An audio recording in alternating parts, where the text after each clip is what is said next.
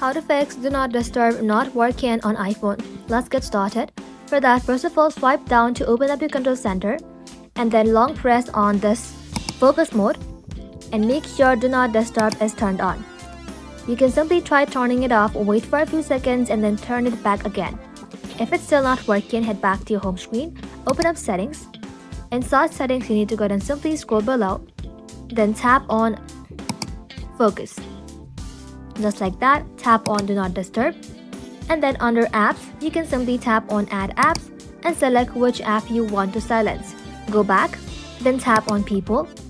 You can simply silence calls from specific contact. If the issue still continues, you can head back to Settings again.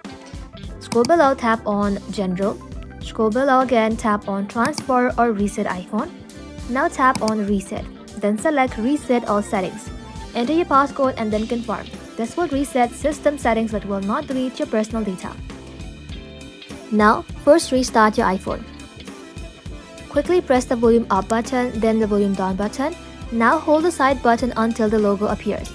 This reloads the system and can fix bugs. After that, open up your settings again.